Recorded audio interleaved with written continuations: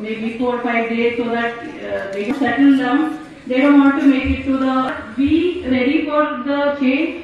No, societal pressures, and the most important part is career of the children. So with this, she kind of gets discriminated each and every day.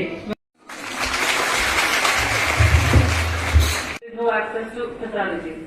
So the good point about parents home, because she don't want to go into the place and the brothers and the sisters in the family to get disturbed. So what is the place where she should kind of go for that period of time where she will feel safe.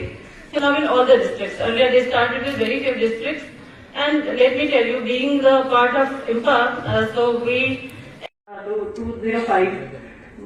My point is that many things are in place, but we see that there is a huge rise in cases, especially in the context of our UP. Being silent is going to violence. इससे एक बहुत बड़ी चीज है. So many important people और luminaries कर सकते हैं क्या क्या होता है और कैसे आपको जस्टिस मिलता है. मेरा नाम शेख सबा है, मैं वाइट ग्लोब की चेयरपर्सन हूँ. जो आज का हमारा ये सेमिनार है, ये रिगार्डिंग है कि हम अपनी बच्चियों को अवेयर कर सकें वुमेन राइट्स के बारे में और डोमेस्टिक वायलेंस के बारे में. What are the means, what are the remedies and what are the institutions जहाँ उनको जाना चाहिए, जहाँ से उनको जस्टिस मिले, और हम उनको ये समझा पाएँ कि उनको अपने ऊपर ये जुल्म नहीं होने देना. Because as a female they are the one जो सोसाइटी एक्चुअली चलाती हैं, तो उन पे जुल्म होना बहुत ही गलत है.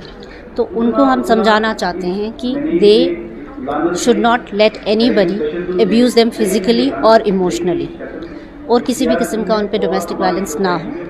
वो हमारे पास आ सकते हैं. अगर खुदा न खास्ता किसी पे हो रहा है डोमेस्टिक वायलेंस, इनकी नॉलेज में है या कहीं इनके नेबरहुड में है, तो वो हमारे को अप्रोच कर सकते हैं. क्राइम्स अगेंस्ट वुमेन बढ़ता जा रहा है. पहले भी था. अगर हम पुराने ज़माने की बात करें तो क्राइम्स अगेंस्ट वुमेन कम रिपोर्ट किया जाता था, अंडर रिपोर्टिंग होती थी, बट होता था बहुत ज़्यादा. बिकॉज औरतें इतनी वेल एजुकेटेड नहीं थी, फाइनेंशियली डिपेंडेंट थी, किसी ना किसी पर आवाज़ नहीं उठा सकती थी. But with the change in times, आप प्रेजेंट टाइम्स की अगर बात करें तो काफ़ी लेडीज़ एजुकेटेड हैं, फाइनेंशियली इंडिपेंडेंट है, कॉन्फिडेंट है, अपने हकूक़ के बारे में जानती है, आवाज़ उठाती हैं, तो आगे बढ़कर आती हैं, which causes reporting of these crimes. पहले अंडर रिपोर्टेड थी, अब रिपोर्ट हो रही हैं. जी, मेरा नाम गजाला अब्दुल्ला है. मैं डिविजनल फॉरेस्ट ऑफिसर हूँ from lake conservation and management authority की तरफ से. तो आज मुझे यहाँ पे एक मौका मिला है, वाइट ग्लोब ने मौका दिया है एज अ स्पीकर यहाँ पे बोलने के लिए. मुझे लगता है मैं सबसे पहले अप्रिशिएट करना चाहूँगी वाइट ग्लोब NGO जो है, जिन्होंने ये एक सेमिनार ऑर्गेनाइज़ किया है वुमेन्स राइट्स पे, जो कि एक नीड ऑफ द आवर है. तो इस पे बहुत ही अच्छा डिस्कशन रहा. इस पे हमें ये पता चला कि जहाँ वैसे तो हम बोलते हैं बहुत सारी बातें लाइक लड़का लड़की सेम है, लेकिन जो रियल सिचुएशन है वो क्या है. हमने देखा है कि 40% of the domestic violence is here in Jammu and Kashmir. तो ये एक अलार्मिंग रेट है.